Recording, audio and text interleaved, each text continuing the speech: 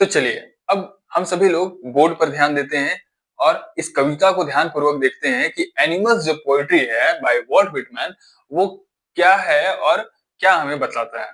ठीक है, हम लोगों ने तो कविता के बारे में थोड़ी सी जानकारी जुटाई, थोड़ी सी हम लोगों ने वॉल्ट व्हिटमैन के बारे में जानकारी जुटाई। अब थोड़ी सी अब हम लोग कविता देख लेते हैं कि कविता क्या बोलता है। ठीक है, यहाँ पे बोला जा रहा है कि the poetry is taken from songs of my self. तो ये जो पोइट्री है एनिमल्स, इसको कहां से लिया गया है? तो लिया गया है सॉन्ग्स ऑफ माई सेल्फ से। यहाँ पे आपको एक नंबर का जो ऑब्जेक्टिव क्वेश्चन होता है उसमें पूछा जाता है ये सब चीज। ठीक है, तो ये सब चीज को ध्यानपूर्वक देखते हुए चलेंगे। एनिमल्स पोइट्री को लिखने वाले हैं वॉल्ट व्हिटमैन और इस कविता को लिया गया है सॉन्ग्स ऑफ माई सेल्फ से। ठीक है, और सॉन्ग्स ऑफ माई सेल्फ क्या है? तो वो भी एक कविता ही है। ठीक है, that is included in his work leaves of grass. ये जो कविता है ना सॉन्ग्स ऑफ माई सेल्फ, देखिए सबसे पहले आप ध्यान दीजिए कि ये एनिमल्स कविता जो है वो सॉन्ग्स ऑफ माई सेल्फ से लिया गया है, जो कि एक कविता है। ठीक है, और ये सॉन्ग्स ऑफ माई सेल्फ किसमें इंक्लूडेड है, किससे लिया गया है सॉन्ग्स ऑफ माई सेल्फ? तो ये है आपका लीव्स ऑफ ग्रास में। ठीक है, लीव्स ऑफ ग्रास क्या है? एक पोइट्री कलेक्शन, यानी कि कविताओं का एक संग्रह है जो कि वॉल्ट व्हिटमैन के द्वारा लिखा गया था।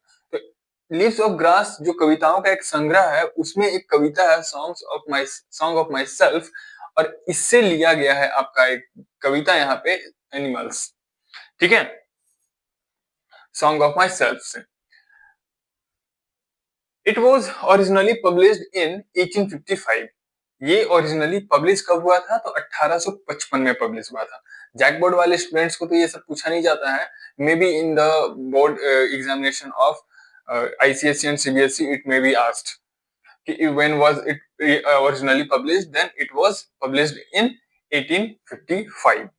ठीक है, अब आइए यहाँ पे कविता में जो लिखा हुआ है कि कवि जो है ना, कवि वॉल्ट व्हिटमैन, वो एनिमल्स को लेकर के कविता क्यों लिखे हैं, जानवर को लेकर के कविता क्यों लिखे हैं, एक इंसान होते हुए जानवर को लेकर के कविता लिखे हैं आज से कई साल पहले। ठीक है, आज से अगर 10 साल पहले लिखे होते तो कुछ कहा भी जाता, लेकिन 20 साल, 30 साल, 50 साल, 60 साल, 100 साल पुरानी कविता इस तरीके से हमें मिलती है कि जानवरों को लेकर के किसी कवि ने, किसी राइटर ने लिखा है, तो इंसान से आखिर क्या दुश्मनी थी भाई उनको? ऐसा तो आपके मन में ख्याल आता होगा ना। तो चलिए यहाँ पे देखते हैं कि अबाउट पोम क्या है। The poet tells us that he feels more at home with animals than humans। कवि यहाँ पे बहुत बड़ी बात बोल करके निकल गए हैं कि द पोएट टेल्स अस, यानी कि कवि हमें बताते हैं that he feels more at home, यानी कि वो घर में ज्यादा महसूस करते हैं, ज्यादा बेहतर महसूस करते हैं घर में। ठीक है, किनके साथ में महसूस करते हैं ज्यादा बेहतर बेहतर घर में? With animals. तो कवि हमें ये बतला रहे हैं कि मुझे जानवरों के साथ में घर में रहना ज्यादा अच्छा लगता है, ज्यादा पसंद है। जैसे कि हम लोग भी देखते हैं ना कि घर में हम लोग कुत्ते, बिल्ली या फिर अन्य कोई भी जो जानवर हमें पसंद है, या पशु पक्षी पक्षी पसंद है, वो हम पाल लेते हैं और उनके साथ में हम टाइम स्पेंड करते हैं। हमें बहुत अच्छा लगता है उनके साथ में टाइम स्पेंड करना। वही चीज यहाँ पे वॉल्ट व्हिटमैन बोल रहे हैं कि उनको जानवरों के साथ रहना ऐसा लगता है कि जैसे वो घर में है। लेकिन देन ह्यूमंस, वो ह्यूमंस के अगेंस्ट में है कि मुझे ह्यूमंस के साथ घर में घर जैसा नहीं लगता है, बल्कि जानवरों के साथ घर में घर जैसा लगता है। यानी कि जानवरों को वो इंसान के रूप में ज्यादा अच्छा मानते हैं।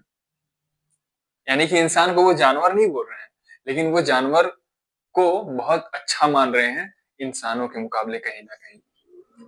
whom he finds complicated and false, जिनको वो पाते हैं, यानी कि जानवर को तो हम बोलते हैं ना कि जानवर बहुत ही बेकार होता है, बहुत बदबू देता है, वो खाने नहीं जानता, पीने नहीं जानता, हमारे सब बोलने नहीं जानता, हमारे जैसा करने नहीं जानता है। लेकिन यहाँ पे उन्होंने क्या बोला है कि whom he finds complicated and false, इंसानों को ही उन्होंने ये चीज पाया है। ठीक है, कहीं ना कहीं वो इंसानों के साथ में सही तरीके से सामंजस्य नहीं बैठा पा रहे थे, या फिर उनके साथ में अन्य इंसान सामंजस्य नहीं बैठा पा रहे थे, जिसके कारण से वो बोलते हैं whom he finds complicated, यानी कि जिनको वो जटिल पाते हैं और गलत पाते हैं, ठीक है, उनके साथ में रहना इनको पसंद नहीं है। किनके साथ में? इंसानों के साथ में। लेकिन किसके साथ में रहना पसंद करते हैं? किसके साथ में वो बोल रहे हैं कि घर में घर जैसा लगता है, कि मुझे लगता है कि मैं घर वापस आ गया हूँ, तो वो है जानवरों के साथ में। ठीक है, आइए पोएट्री के यहाँ पे कुछ 2 लाइन्स मैंने यहाँ पे लिखा है, इसके बाद मैं डील करता हूँ पूरा का पूरा poetry. I think I could turn and live with animals. They are so placid and self-contained. मैं यहाँ पे कुछ वर्ड्स है जिसका हिंदी वर्ड पहले बता देता हूँ आपको, ठीक है। प्लेसिड, प्लेसिड का मतलब होता है शांत, ठीक है, मैं यहीं पर लिख दे रहा हूँ, ठीक है, शांत। और सेल्फ कंटेन्ड का मतलब होता है आत्म संयमित, आत्म संयमित। हर्षिकार दीर्घिकार थोड़ा सा देख लेंगे आप लोग, ठीक है। May be it could be right और रॉन्ग। तो यहाँ पे वो बोल रहे हैं I think I could turn and live with animals, यानी कि अब मुझे वापस जाना चाहिए और जानवरों के साथ में रहना चाहिए, जैसा कि लोग पहले प्राचीन काल में रहा करते थे जानवरों के साथ में, ठीक है, गुफा में रहा करते थे, जानवरों के साथ में रहा करते थे, जानवरों को ही मार करके शिकार करके खाया पिया करते थे और घुमा फिरा करते थे। तो वो बोल रहे हैं कि I think I could turn and live with animals, मुझे वापस जाना चाहिए और मुझे किसके साथ रहना चाहिए? एनिमल्स के साथ में रहना चाहिए। दे आर सो प्लेसिड, क्योंकि वो बहुत शांत हैं, एंड सेल्फ कंटेंट, और वो आत्म संयमित है और वो आत्मनिर्भर हैं। कभी किसी से किसी चीज के लिए शिकायत नहीं करते हैं, कभी किसी से किसी चीज के लिए झगड़ा नहीं करते हैं।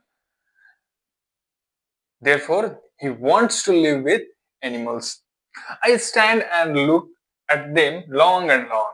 और उसके बाद वो बोलते हैं कि मैं खड़े होकर के उन्हें देखता हूँ, बहुत लंबे समय तक देखता हूँ, ठीक है। वो बोल रहे हैं ना, I stand and look at them long and long, मैं उन्हें देखता हूँ, किसे? जानवरों को, और लंबे समय तक देखता हूँ कि वो जो जानवर है वो बहुत शांत है, आत्म संयमित है, किसी से किसी चीज के लिए कोई शिकायत नहीं, किसी से किसी चीज के लिए कोई झगड़ा नहीं।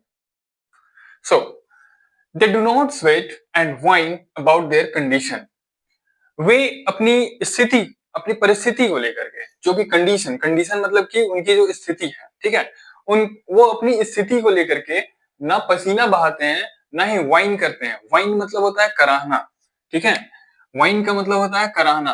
कराहना, इसको हम बोल सकते हैं शिकायत, ठीक है, शिकायत भी बोल सकते हैं।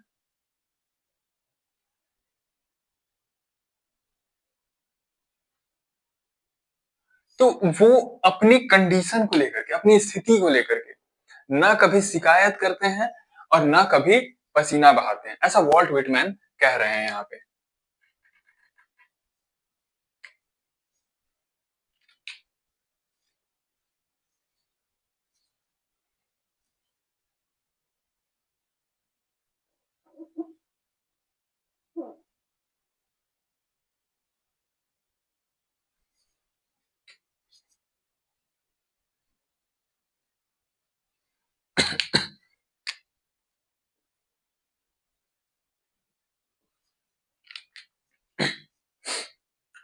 सो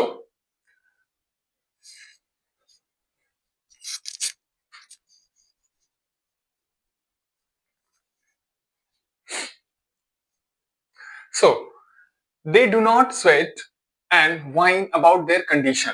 कंडीशन मतलब होता है स्थिति, ठीक है, कंडीशन मतलब स्थिति। तो जानवरों के बारे में पोएट बोल रहे हैं कि वो अपनी स्थिति को लेकर के, अपनी परिस्थिति को लेकर के ना पसीना बहाते हैं और ना ही शिकायत करते हैं। वाइन मतलब होता है शिकायत करना या कराहना या फिर रोना, या फिर स्वेट का मतलब होता है पसीना बहाना। स्वेट मतलब पसीना होता है, ठीक है, तो स्वेट मतलब पसीना, पसीना बहाना, ठीक है। और वाइन का मतलब हो गया आपका यहाँ पे शिकायत करना। तो जानवर अपनी किसी भी स्थिति परिस्थिति को लेकर के कोई भी शिकायत नहीं करते हैं और ना ही वो पसीना बहाते हैं।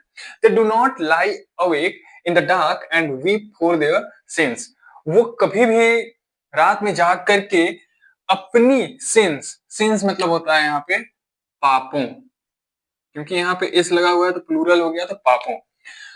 दे do not lie awake in the dark, यानी कि वो रात में नहीं जगते हैं, and weep for their sins, और अपने पापों के लिए नहीं रोते हैं कि मैंने दिन भर क्या पाप किया, आज के दिन में क्या कौन सा गलत काम किया, कौन सा पाप किया, क्योंकि वो जानवर हैं, वो कोई भी गलत कर ही नहीं सकते हैं। उनके अंदर इंसानों के जैसा वैसा समझदारी नहीं है कि हम गलत करेंगे उसके साथ में तो हम अ, अच्छे हो जाएंगे। ठीक है, ऐसा कोई भी समझदारी नहीं है कि हमको गलत भी करना है या सही भी करना है जानवरों के पास। ठीक है, उनके पास बस एक ही चीज है कि मुझे सुबह उठना है, अपना पेट भरना है और चुपचाप सोए रहना है, बैठे रहना है, घूमते रहना है या जो भी करना है, लेकिन किसी का नुकसान नहीं करना है। तो वही बोल रहे हैं यहाँ पे कि दे do not awake lie awake in the dark, वो कभी भी रात में नहीं जगते हैं और रात में जग करके अपने पापों के बारे में नहीं सोचते हैं कि मैंने कौन सा पाप किया और नहीं किया। They do not make me sick discussing their duty to God, वो गॉड के यानी कि जानवर, वो कहने का मतलब है कि जानवर भगवान के प्रति अपनी ड्यूटी के बारे में बात करके मुझे बीमार नहीं करते हैं, मुझे पागल नहीं करते हैं। मेक मी सिक कहने का मतलब यहाँ पे ये है कि वो बार बार ये नहीं डिस्कस करते रहते हैं कि भगवान के प्रति मेरा ये कर्तव्य है, भगवान के प्रति हमारा ऐसा कर्तव्य होना चाहिए, ये करना चाहिए, वो करना चाहिए, दिस दैट करके वो लोग कोई भी उनको परेशान नहीं करते हैं, बल्कि वो लोग शांत रहते हैं और इन सब चीजों के बारे में बात करते ही नहीं। ठीक है, क्योंकि उन्हें पता है कि वो क्या कर रहे हैं और नहीं कर रहे हैं। ठीक है, नॉट वन इज डिससेटिस्फाइड, कोई भी असंतुष्ट नहीं है। डिससेटिस्फाइड का मतलब होता है असंतुष्ट। Not one is demented with the मानिया ऑफ ऑनिंग थिंग्स, डिमेंटेड का मतलब होता है पागल। ठीक है, डिमेंटेड का मतलब होता है पागल, और मानिया का मतलब होता है जुनून।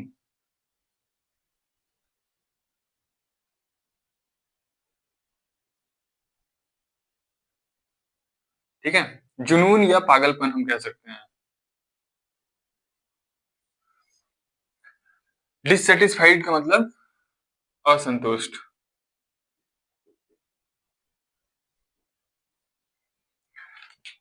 तो कोई भी असंतुष्ट नहीं है। Note one is demented with मानिया ऑफ ऑनिंग थिंग्स, और कोई भी यहाँ पे पागल नहीं है, कोई भी यहाँ पे जुनूनी नहीं है किसी भी चीज को पाने के लिए। ऑनिंग थिंग्स यानी कि ऑनिंग मतलब क्या होता है, जैसे कि this is my own pen, ये मेरा अपना पेन है, खुद का पेन है। ठीक है, तो इस पर मेरा अधिकार हो गया ना। अभी कोई आकर के बोलेगा कि नहीं दिस इज माई पेन, तो उसका अधिकार कैसे हो जाएगा, क्योंकि वो तो पढ़ा नहीं रहा है। ठीक है, वो कहीं से चल के आया बोलेगा दिस इज माई पेन, तो no, this is my pen, this is my pen and I own this pen. तो मतलब वही होता है कि वो लोग क्या है आज के टाइम में अब किसी ना किसी चीज पर अधिकार जमाने के लिए पड़े हुए हैं, लगे हुए हैं। लेकिन वहां पे क्या बोल रहे हैं कि वो नॉट वन इज डिससेटिस्फाइड, यानी कि कोई भी जानवर असंतुष्ट नहीं है, and not one is demented, कोई भी पागल नहीं है। किस चीज को लेकर के पागल नहीं है? विद द मानिया ऑफ ऑनिंग थिंग्स, यानी कि कोई भी इस चीज को लेकर के जुनूनी नहीं है, कोई पागलपन नहीं है उनके अंदर में कि मुझे इस चीज को हासिल करना है, उस चीज को हासिल करना है। जैसे हम सुबह उठ करके अपने अपने काम पे जाते हैं, एक लिमिटेड टाइम प्रोसेस में उस काम को पूरा करते हैं और फिर बोलते हैं कि हाँ आज का काम मेरा हो गया। सुबह उठते हैं, खाना पकाते हैं, खाते हैं, वो हमारा हो गया। एक जुनून रहता है सुबह में कि हमें उठना है, मॉर्निंग वॉक करने जाना है, मॉर्निंग वॉक करके एक्सरसाइज करना है, उसके बाद घर आना है। मॉर्निंग वॉक किस लिए कर रहे हैं? नौकरी प्राप्त करने के लिए। पढ़ाई किस लिए कर रहे हैं? नौकरी प्राप्त करने के लिए। तो वो हमारा एक डिमेंड, हमारा एक मानिया है। ठीक है, हमारे अंदर एक पागलपन है किसी भी चीज को हासिल करने का, प्राप्त करने का। लेकिन जानवरों के अंदर में ये कोई भी जुनून नहीं है, कोई भी पागलपन नहीं है कि उन्हें कोई भी चीज हासिल करना है। ठीक है, अब यहाँ पे not one kneels to another, कोई भी किसी के सामने घुटने नहीं टेकता है। नील्स मतलब होता है घुटने टेकना, लेकिन यहाँ पे होगा झुकना। Not one kneels to another, कोई भी दूसरे के सामने नहीं झुकता है। जानवरों के बारे में बात किया जा रहा है। Nor to his kind that lived thousands of years ago, और न ही वो उनके सामने झुकते हैं जो उनके ही जैसे दिखने वाले हजारों साल पहले रहते थे। यानी कि मान लीजिए कि कोई एनिमल है, बाघ है। ठीक है, उस बाघ के बारे में वो क्या बोल रहे हैं, मतलब एक एग्जांपल मैं आपको बता रहा हूँ कि वॉल्ट विटमैन बोलते हैं कि वो जानवर जो है वो अपने जैसे दिखने वाले बाघ के सामने, जो कि 1000 साल पहले थे उनके पूर्वज, उनके सामने नहीं झुकता है, क्योंकि उन्हें पता नहीं है कि वो उनके पूर्वज हैं कि क्या नहीं है। ठीक है, उन्हें कुछ भी नहीं पता रहता है पास्ट के बारे में। ऐसा वो बोल रहे हैं वॉल्ट विटमैन यहाँ पे कविता में, कि हजारों साल पहले भी क्यों ना उनके ही जैसा दिखने वाले लोग रहे थे होंगे और वो मर गए, और वो जो है उसी प्रजाति से बिलोंग करते हैं, लेकिन भी वो उनके सामने नहीं झुकते हैं। नॉट वन इज रिस्पेक्टेबल और unhappy over the whole earth.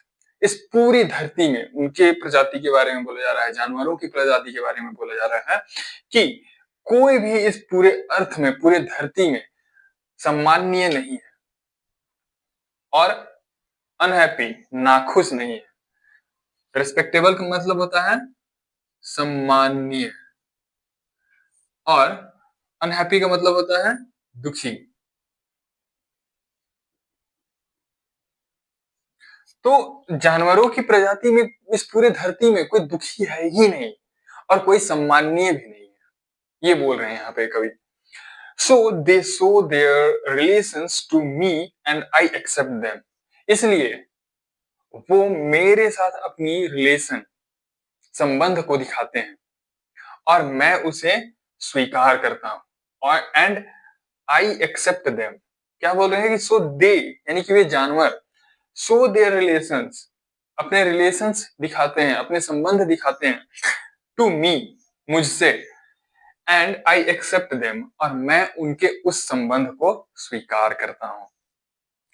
They bring me tokens of my self. पूरी की पूरी जो कविता है ना, इस टोकन पर ही रिलेटेड है। ठीक है, एक टोकन बहुत बड़ा वर्ड है यहाँ पे। टोकन एक छोटा सा वर्ड है, लेकिन यहाँ पे बहुत बड़ा काम करके गया पूरी की पूरी कविता में। क्या बोल रहे हैं कि they bring me tokens of my self, यानी कि वो मेरे प्रतीक मेरे पास लेकर के आते हैं। ठीक है, मेरे प्रतीक, यानी कि मेरे प्रतीक क्या क्या है, मेरे प्रतीक जो मैं इस धरती पर आया तो मेरे पास क्या क्या वो चीज, वो प्रतीक थे, क्या क्या वो प्रतीक होने चाहिए थे, जो वो मेरे पास लेकर के आए, यानी कि वो जानवर मेरे पास लेकर के आए। They evince them plainly in their possession. देखिए, इविंस का मतलब होता है जताना। ठीक है, हक जताना। क्या होता है कि वो बोले कि they bring me tokens of my self, वो मेरे टोकन्स, मेरे प्रतीक मुझे ला करके देते हैं, है ना। And they evince them plainly, और वो स्पष्ट रूप से जताते हैं। क्या जताते हैं? इन देयर पोजेशन, अपने अधिकार को जताते हैं, अपने हक को जताते हैं इस टोकन्स को दे करके। किसको दे रहे हैं वो टोकन? वो पोएट को दे रहे हैं, वॉल्ट विटमैन को दे रहे हैं, क्योंकि वो जानवरों के साथ रहने के लिए गए हैं और जानवरों से सीख रहे हैं। क्या सीख रहे हैं? ये टोकन्स क्या यहाँ पे बात कर रहा है, मैं आप लोगों को बताता हूँ अभी। I wonder where they get those tokens. Poet क्या बोलते हैं कि मैं आश्चर्यचकित हूं, मैं सरप्राइज्ड हूं। ठीक है, वंडर का मतलब होता है आश्चर्य। ठीक है, वंडर का मतलब आश्चर्य, सरप्राइज इसका होता है सिनोनिम, सरप्राइज। तो I wonder where they get those tokens. मैं आश्चर्यचकित हूं कि इन जानवरों को मेरे ही प्रतीक, जो कि मुझे ही ला करके दे रहे हैं, वो कहां से उनको मिले। एक्चुअली में कोई टोकन्स है नहीं जो एक्चुअली में ला करके उनको दे रहे हैं, लेकिन वो टोकन्स यहाँ पे बोला गया है।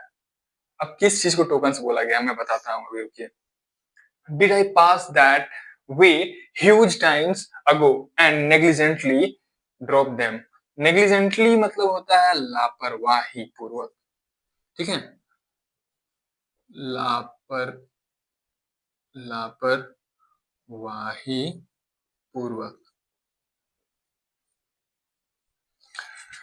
तो पोइट क्या बोल रहे हैं कि did I way I wonder where they get those tokens. मैं ये चीज देख करके आश्चर्यचकित हूं कि वो टोकन्स जो मेरे थे, मेरे ही प्रतीक थे, और वो मुझे ही ला करके दे रहे हैं, उन्हें कहां से मिले। Did I pass that way huge times, यानी कि मैं जिस रास्ते से गुजर रहा था उस टाइम से, उस रास्ते से बार बार गुजरा हूं।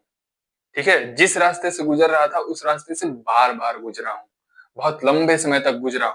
ह्यूज टाइम्स मतलब कि ह्यूज टाइम्स कहने का मतलब है कि लंबे समय तक उस रास्ते से मैं गुजरा हूं।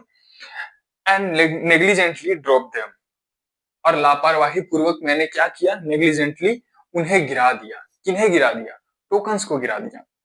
और वो टोकन्स क्या थे जिन्हें वो गिरा दिए? और वो टोकन्स क्या थे जिन्हें ला करके वो जानवर वो उस पोएट को दे रहे हैं, वॉल्ट विटमैन को दे रहे हैं।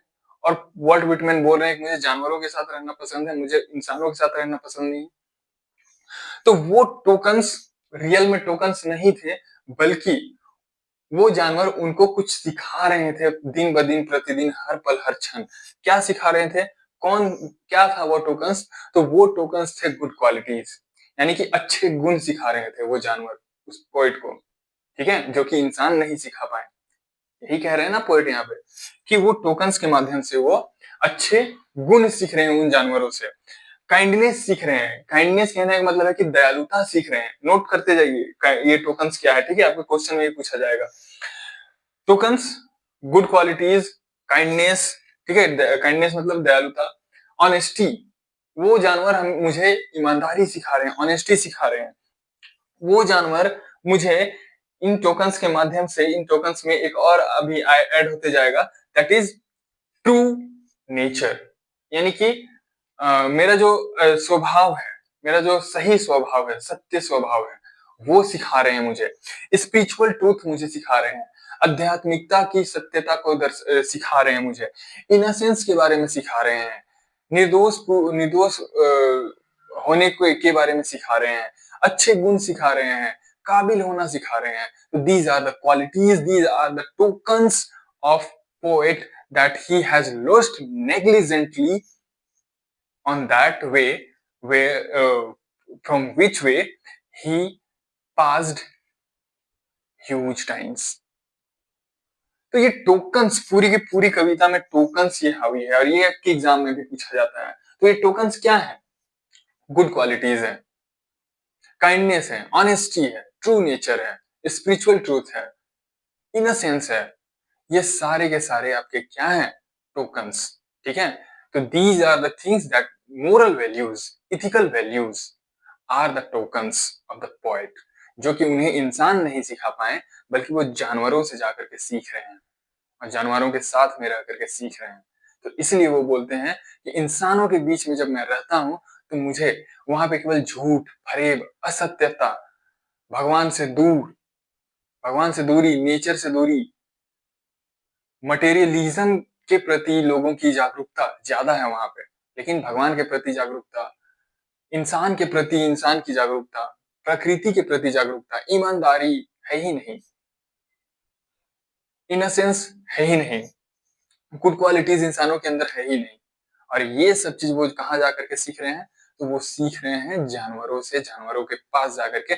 इसलिए वो बोलते हैं कि जानवर जो है वो प्लेसिड है, शांत है और सेल्फ कंटेंट है, यानी कि आत्म संयमित है, आत्मनिर्भर है, और मुझे उनके साथ रहने की इच्छा हो रही है और मैं उनके साथ रहना चाहता हूँ। So hope that you all have been understood this poetry very well, and it will help you in your board examination.